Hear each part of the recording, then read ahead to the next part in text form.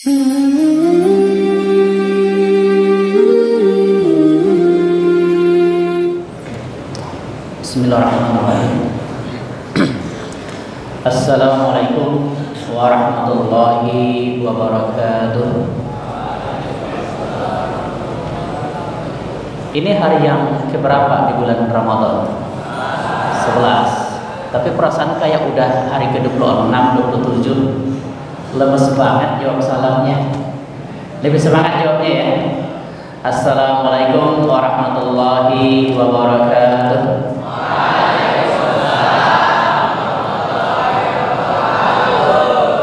Yang di belakang belum kedengaran jawab salamnya.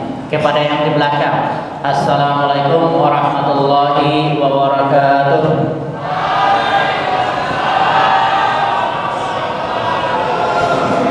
Alhamdulillah, alhamdulillahirabbil alamin.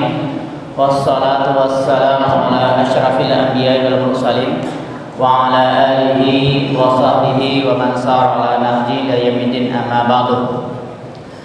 Marilah kita bersyukur kepada Allah Tabaraka wa Ta'ala dengan kekuasaan Allah, dengan kemahaesaan Allah, dengan segala karunia Allah yang Allah berikan kepada kita. Alhamdulillah pada hari ini kita bisa berkumpul bersama-sama di tempat yang sangat mulia ini, di tempat yang sangat diberkahi ini, yang mana ini merupakan tempat yang paling dicintai oleh Allah, yaitu masjidnya. Mudah-mudahan kita diberkahi oleh Allah, dan apalagi pada hari ini bertepatan dengan bulan Ramadan, bulan yang paling baik di antara sekalian bulan. Mudah-mudahan puasa kita pada hari ini, pada hari sebelumnya, dan pada hari sesudahnya diterima oleh Allah Tabaraka Ta'ala hendaknya. Amin amin ya rabbal alamin. Taib, ayat talabah, ayyuhal hadirun, kaum muslimin, seluruh santri dan seluruh asatid serta karyawan yang hadir pada sore hari ini, yang mudah-mudahan diberkahi dan diberi rahmat oleh Allah hendaknya. Pada sore hari ini kita diberi amanah untuk belajar bersama, yaitu tentang menakjubkan pribadi insan yang bermukmin, insan yang mukmin. Jadi menakjubkan, ya. Jadi pribadi mukmin itu harusnya menakjubkan, ya. Saya tanya dulu sama antum nih. Menurut antum yang bisa jawab angkat tangan ya. Apa yang paling menakjubkan dari seorang mukmin itu apa? Taib. Masya Allah. Ini kelas 7 luar biasa semangat nih. Gimana cara mengucapnya? Siapa tadi pertanyaannya Pak Ustaz? Apa yang paling menakjubkan dari seorang mukmin itu apa? Orang beriman. Orang yang gimana cara ngantukinya nih? Mana cara pencetnya? Ini. Yang menakjubkan dari orang beriman adalah mereka selamat dunia akhirat, serta mereka adalah orang yang disayang Allah. Masya Allah, syukuran Mas Muhammad Karim. Zairafi minasabah sabiwa. Masya Allah, Zairafi.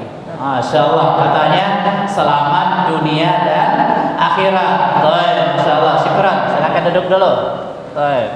Ada hadiahnya kan dari? Oh ini, pantasan lihat ke sini tadi ya. Syukran. Oke, selamat dunia dan akhirat. Yang lain punya jawaban yang berbeda? Syukran. Masya Allah, kelas 7, kelas berapa? Kelas 8. Apa yang menakjubkan dari seorang mukmin itu? Yaitu ketika ia ditimpa musibah, ia bersabar. Dan ketika diberi nikmat, ia bersyukur. Masya Allah, syukron. Siapa namanya? Azka. Syukron Azka. Mau ini enggak? Masya Allah. Saya kira enggak mau. Oke. Syukron kepada Azka. Ini jawabannya sumbernya hadis ini. Apa itu? Yaitu pribadi mukmin itu apabila berikan nikmat dia bersyukur, dan apabila diberi musibah dia sabar. Ini lebih melihat kepada karakter. Kalau tadi lebih melihat kepada statusnya. Yang lain? Baik, jawaban antum bagus-bagus semuanya yang sudah maju ke depan. Oke, bukan untuk menyalahkan, ya. Menurut saya juga sebagai penambahan yang menentukan yang paling luar biasa dari seorang mukmin itu adalah pondasinya. Apa pondasi orang mukmin itu? Imannya itu. Imannya itu, ya. Jadi yang paling luar biasa dari kita itu adalah iman kita itu. Iman yang tertanam dalam hati, yang diwakili oleh akidah. Itu yang paling luar biasa, ya, yang paling luar biasa. Kenapa? Karena pada dasarnya sebagian besar penduduk dunia itu adalah tidak beriman. Waqtarumul fasiqun. Sebagian besar penduduk dunia itu adalah tidak beriman. Kita cek datanya. Berapa penduduk dunia sekarang? Banyak. Berapa banyaknya? 8 miliar lebih. Penduduk yang beragama Islam, kita bilang agama Islam itu berapa? Hah? Sampai nggak 8 miliar? Tidak. Sampai nggak 4 miliar? Tidak. Terus berapa? 2,03 miliar. Artinya cuma 25% alias 1/4.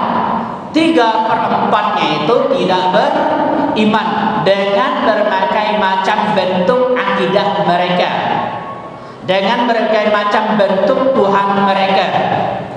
Ada yang beragama Kristen, ada yang Kristennya, ada yang Katolik, ada yang Protestan, dan ada juga Kristen-Kristen yang lain.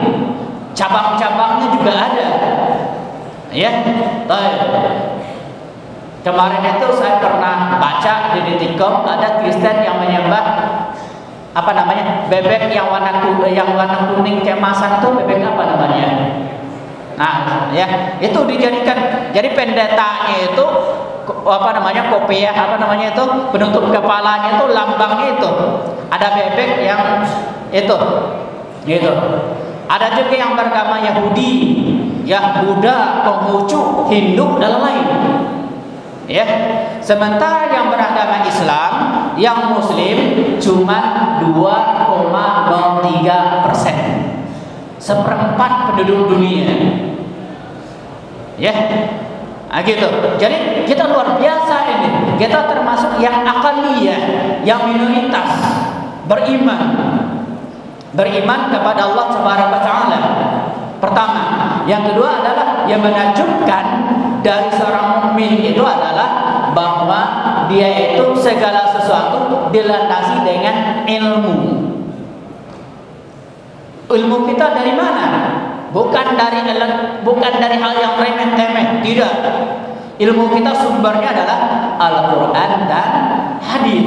Sumber ilmu pengetahuan apapun itu sumbernya dari Al-Quran dan hadis. Jadi ini pondasinya. Jadi setiap yang kita lakukan, setiap yang kita kerjakan, sumbernya jelas. Ya, pondasinya jelas, terukur. Ya, kuat. Ya, yaitu ya sumbernya itu adalah ilmu yang bersumber dari Al-Quran dan hadis. Itu satu hal. Kemudian hal yang lain, dan diantara keajaiban-keajaiban yang dimiliki oleh orang mukmin, nah, mengutip dari teman kita tadi yang sudah sampaikan bahwa dalam sebuah hadis, ya, diriwayatkan berasal dari sahabat Suhaib bin Sinan Ar-Rumi. Ar-Rumi itu kembalinya kepada Romawi, bukan karena dia orang Romawi, tidak, tapi kebetulan sahabat ini termasuk orang yang pertama masuk Islam, as-sabiqun al-awwalun. Tapi kebetulan ketika kecil dia pernah dijadikan budak keluarganya adalah orang Romawi. Ya, hadis ini bersumber dari beliau. Rasulullah bersabda, ajaban li amril mu'min. Baik, apa kata Rasulullah? Ajaban. Apa itu ajaban? Luar biasa, menakjubkan setiap perkara orang-orang yang beriman itu. Baik. Kemudian apa lanjutannya? Kemudian kata Rasulullah, ajaban li amril mu'min. Inna amrahu kullahu lahu khair. Sesungguhnya perkara orang mukmin itu, urusan orang mukmin itu semuanya baik. Enggak ada yang enggak baik. Yang ngomong bukan saya, yang ngomong bukan ulama, yang bisa jadi salah. Tapi yang ngomong adalah Rasulullah. Rasulullah mungkin bohong? Tidak. Enggak mungkin. Ya wa ma yantiqu anil hawa. Baik. Kata Rasulullah SAW, semua urusan, semua perkara yang melibatkan orang mukmin itu adalah baik. Kemudian Rasulullah perjelas lagi, walaisa dzalika li ahadin illa lil mu'min. Hal ini tidak terjadi, tidak akan diterima, tidak akan diperoleh kecuali oleh orang-orang yang beriman. Luar biasa. Rasulullah garansi bahwa perkara ini tidak jatuh, tidak bisa diperoleh kecuali oleh orang-orang yang beriman. In asabatu sarra, ketika dia ditimpa atau ketika dia memperoleh kebahagiaan, kenikmatan, syakar. Kemudian dia ketika memperoleh kebahagiaan tersebut, nikmat tersebut, kemudian dia bersyukur, la khairul lahu, maka itu merupakan suatu kebaikan buat dirinya. Wa in asabat darra sabar kana khairan lahu. Kalau seandainya ditimpa oleh kesusahan, ditimpa oleh musibah, ditimpa oleh hal-hal yang tidak membuat dirinya nyaman, yang membuat dia tidak senang, dia kemudian bersabar, kemudian dia itu juga lebih baik untuk dirinya. Nah, dua poin ini kita akan bahas sedikit lebih terperinci. Syukur dan sabar. Walaupun sering kita dengar. Apa dimaksud dengan syukur?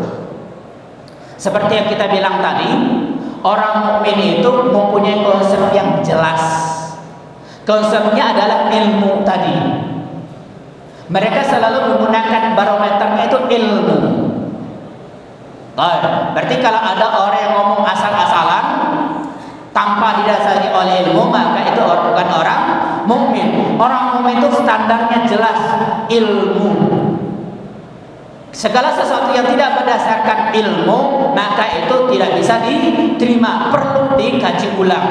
Makanya kemarin ada yang heboh, ada orang yang haji kemana? Ke gua di Tasik Malaya, guanya katanya di sana, langsung ke Makkah. Ramai yang datang ke sana, bisa diterima tidak? Tidak. Masa gua langsung ke Makkah? Luar biasa itu duanya ya. Nah, ketika kita berbicara tentang konsep syukur, maka kita lihat bagaimana konsep mukmin terhadap syukur. Kita simak penjelasan Imam Al-Ghazali rahimahullah. Imam Ghazali lahir tahun 450 Hijriah, meninggal 505 Hijriah. Beliau ulama yang sangat luar biasa. Sampai ada seorang ulama mengatakan sampai sekarang tidak dilahirkan orang ulama yang paling pintar sepintar Imam Al-Ghazali, Abu Hamid Muhammad bin Muhammad Al-Ghazali. Meninggal 505 Hijriah. Tulisan beliau sangat banyak. Ya, tulisan beliau sangat banyak. Ya, baik di bidang fikih, usul fikih, di bidang akhlak dan lain. Apa kata beliau tentang ilmu ini? Beliau mengatakan apa tentang syukur ini? Ya, beliau mengatakan asyukru. Syukur itu adalah yang talimu, terdiri dari atau tersusun dari min ilmin. Yang pertama susunan syukur itu adalah ilmu. Nanti beliau jelaskan lagi ilmu tentang syukur itu gimana maksudnya. kemudian wahalin, kemudian kondisi, kemudian yang terakhir wa'amalin, dan amalan. Aplikasinya seperti apa? Baik. Ilmu, kondisi, dan amalan.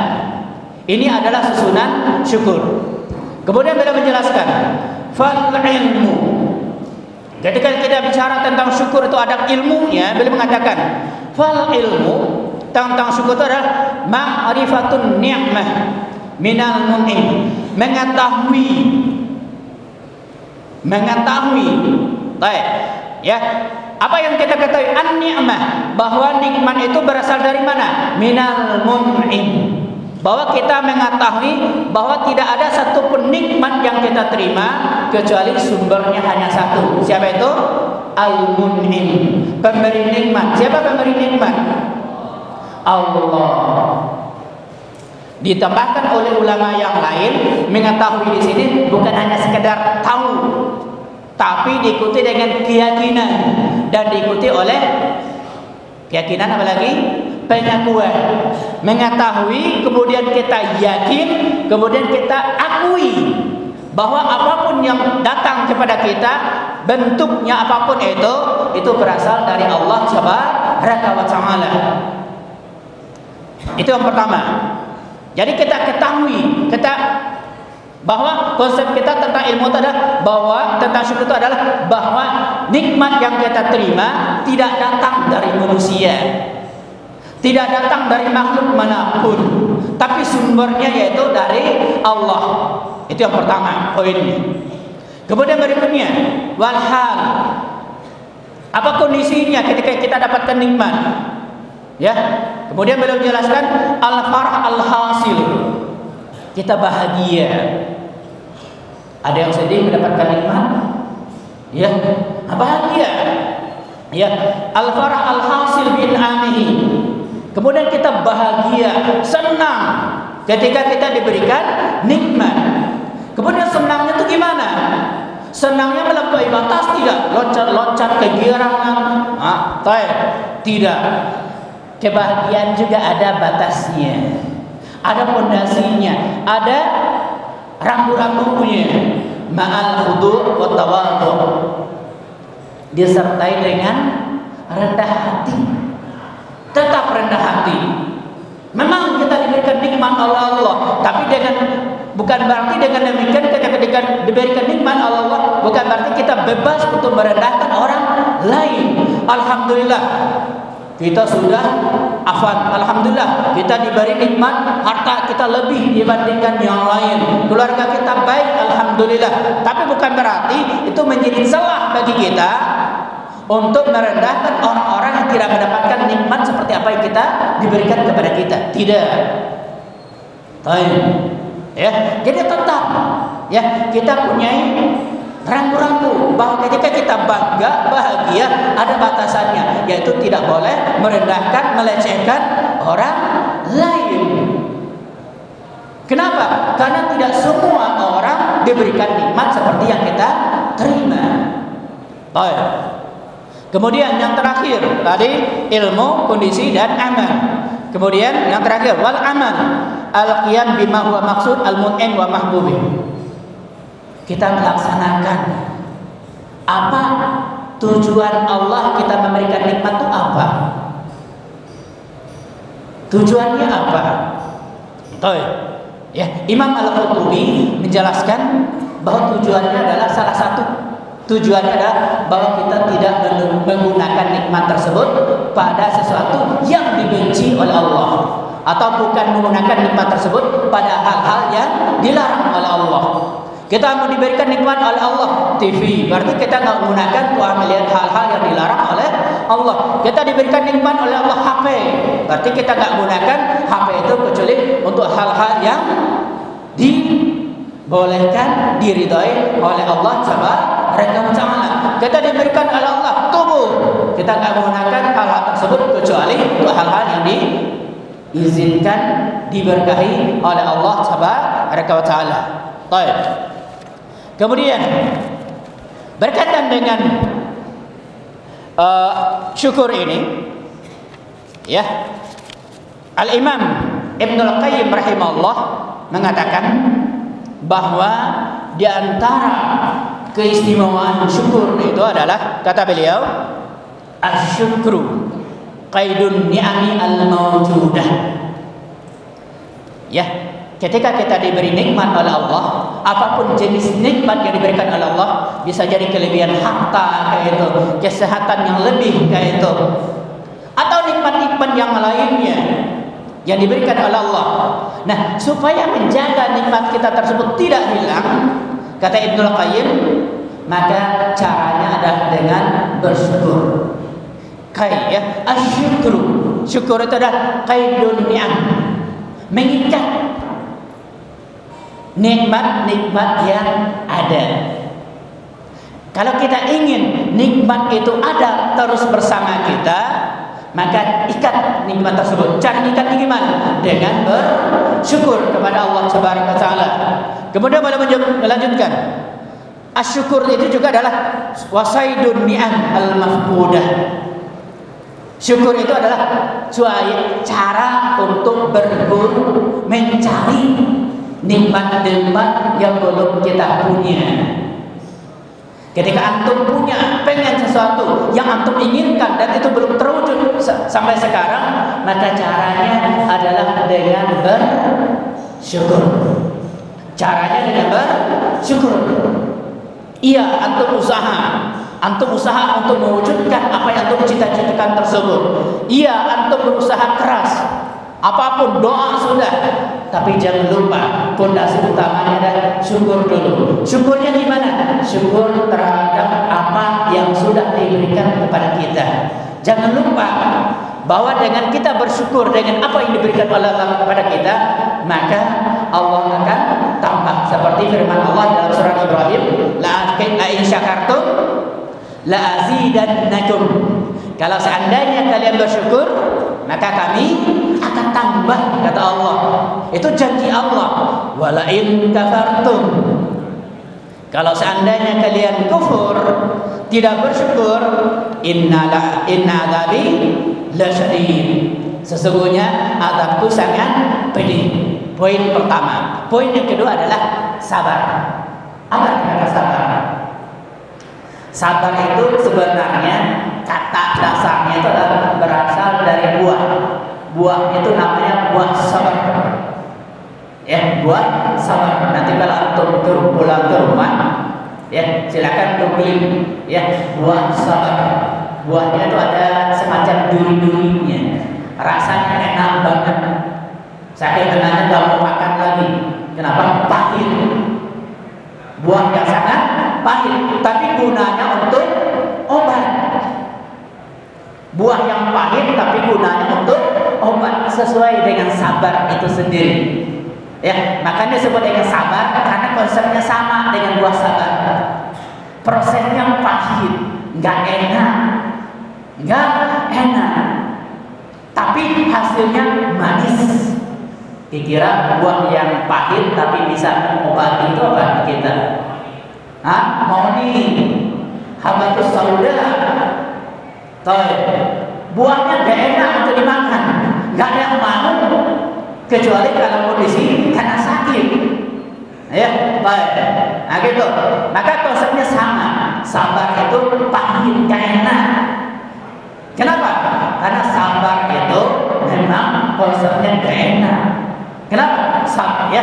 Karena ketika kita sabar itu kita mengalami suatu hal yang tidak enak kita alami, tidak nyaman kita ini. Makanya sabar itu dalam ukuran Islam ada dua, yaitu sabar dalam ketaatan, ya sabar dalam ketaatan. Maka sumbernya contohnya siapa? Dalam ketaatan. Sumbernya contohnya adalah ulul azmi. Siapa yang hafal ayatnya? Fasbir kama sabara. Nah, bersabarlah seperti sabarnya para ulul azmi. Rasul yang Nabi dan Rasul yang ulul azmi itu jumlahnya berapa? 20 atau 25? Oh, 5. Siapa aja itu? Nuh, Ibrahim, Musa, Isa, Muhammad. Cobaannya mereka lebih daripada nabi-nabi yang lain. Makanya mereka bergelar ulul azmi, sabar dalam ketaatan, dan itu berat. Ya, sabar dalam sholat, mau sholat asar ngantuk. Ya, itu contohnya tuh, berat banget. Sabar untuk mendengarkan kajian, banyak banget godaannya. Setan itu kiri kanan di kuping kita. Ayo ajak ngobrol lah, ngantuk lah, ditiup-tiup dengan kipasnya seperti apa yang setan miliki supaya kita ngantuk gitu ya. Sabar untuk salat subuh berjamaah, sabar untuk puasa, sabar untuk salat tarawih, berat. Sabar untuk baca Al-Quran supaya kita istiqomah baca Al-Qurannya, berat. Ya, untungnya bulan Ramadan itu setan itu diikat. Kalau enggak, belum tentu kita kuat untuk salat tarawih, belum tentu kita kuat. Saya tanya antum, ya banyak sudah khatam. Bulan biasa di bulan Ramadan, saya yakin satu pekan pertama itu nggak ada yang khatam itu. Ya, untuk halaman aja susah, malah banyak yang kabur. Lebih milih toilet daripada masjid di luar bulan biasa. Di luar biasa di bulan Ramadan antum betah di masjid untuk baca Al-Quran. Sabar dalam ketaatan. Yang kedua adalah sabar dalam ketika ditimpa musibah, statusnya lebih rendah. Kenapa? Karena kalau kita ditimpa musibah, maka nggak ada pilihan lain kecuali sabar. Kita sakit, ya, ditimpa, kemudian kita sabar, memang nggak ada jalan lain kecuali sabar. Ya, walaupun nggak sabar, maka kita akan tetap sakit. Kalau sabar dalam ibadah, kita mempunyai pilihan lain untuk tidak melaksanakan ibadah tersebut. Contoh, dalam membaca Al-Quran kita nggak sabar nih, kita bebas untuk ngobrol, untuk pergi, untuk menghentikan bacaan Al-Quran kita. Ketika kita untuk salat subuh, kita bisa untuk tidak sabar. Gimana? Salat di rumah, tidak usah berjamaah. Ya, tapi kalau untuk musibah kita tidak mempunyai jalan lain kecuali dengan sabar. Kalau kita tidak sabar, maka tetap akan sakit. Maka statusnya lebih rendah daripada sabar dalam ketaatan. Contohnya dalam ini adalah Nabi Ayub. Maka Nabi Ayub itu tidak termasuk kategori ulul azmi. Tapi luar biasa juga, masya Allah, Nabi Ayub sabarnya bukan sebulan 2 bulan, bertahun-tahun. Ulama berbeda pendapat mengenai tahunannya. Ada yang bilang 3 tahun, 6 tahun, ada yang bilang 18 tahun dalam kondisi sakit. Semuanya sudah sakit kecuali 2, apa itu? Jantung dan lisan doang, lidah doang. Sisanya udah rusak semuanya. Ketika ditanya, beliau masih sempat sabar. Pada usia 70 tahun, apa kata beliau ketika ditanya, kenapa masih mau beriman? Apa kata beliau? Saya sehat 70 tahun dan saya bisa. Masa saya sabar, gak bisa sabar selama 70 tahun ketika diberikan sakit. Kita kadang 3 pekan, 3 hari, kadang udah gak sabar lagi. Contoh pertama, makanya ketika Allah menceritakan tentang Nabi Ayub alaihissalam, biasanya ketika Nabi yang lain diceritakan bagaimana Nabi tersebut menghadapi kaumnya. Wa idh qala Nuh liqaumihi. Allah menceritakan Nabi Lot, Nabi Nuh, Nabi Musa, Nabi Ibrahim, bagaimana cara Nabi tersebut menghadapi kaumnya. Kalau Nabi Nuh, Nabi Ayub tidak menceritakan bagaimana Nabi Ayub menghadapi sakit beliau. Bercerita tentang sabar itu banyak ayat-ayat dalam Al-Quran.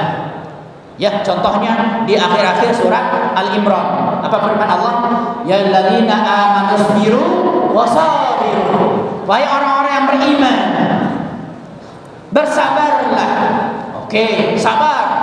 Kemudian ayat berikutnya lafaz berikutnya wasabiru. Apa wasabiru? Istiqamah dalam kesabaran. Kenapa? Sabar itu juga butuh kesabaran. Makanya salah kalau ada yang bilang sabar itu ada batasnya. Awas macam-macam kamu. Sabar saya ada batasnya. Salah. Sabar itu berat, makanya hadiah surga. Kalau sabar itu ringan, hadiahnya permen, permen apa namanya? Yupi ya, atau kipas angin. Karena sabar itu berat, maka hadiahnya surga. Wasabiru, sabar dalam kesabaran, dan itu berat. Maka Allah perintahkan wasabiru, sabar dalam kesabaran. Gak cukup sekedar sabar, ya, tapi sabar itu gak ada batasnya. Makanya dalam ayat yang lain Allah mengatakan innama yawfawna as-sabirun ujurahum, atau Al-Zumar ayat 10, bahwa Allah membalasi orang-orang yang sabar. Berapa balasannya? Bighairi hisab, unlimited, gak ada batasannya. Udah diingatin saya nih, waktunya habis ya. Jadi kesabaran itu gak ada batasannya. Kenapa? Karena kita sabar itu gak ada batasannya. Gak tahu sampai kapan kita sabar, 10 jam, 20 jam, 1 hari, 1 pekan. Kenapa? Sabar itu selama musibah itu ada, selama sabar kita itu selama kita masih dalam ketaatan. Maka balasan dari Allah unlimited juga, bighairi hisab. Ya, bighairi hisab. Oke, itu yang bisa saya sampaikan, yaitu berkaitan tentang hal-hal yang luar biasa dari muslim atau mukmin, yaitu syukur dan sabar. Karena dibatasi waktu, ini hadiah buat itu juga, 2 lagi ini, atau gimana? Iya, Oke, karena ada 2 hadiah lagi buat antum katanya. Saya akan tanya sama antum penutup, siapa yang bisa menyebutkan hadis tentang sabar? Angkat tangan. Hadis tentang sabar atau syukur deh. Sabar atau syukur? Ke depan. Hadis. Naam. Afiyah. Siapa?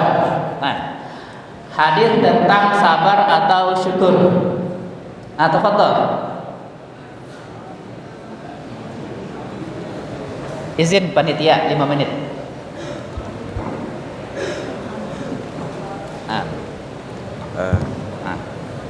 Hadis tentang sabar. Naam atau syukur?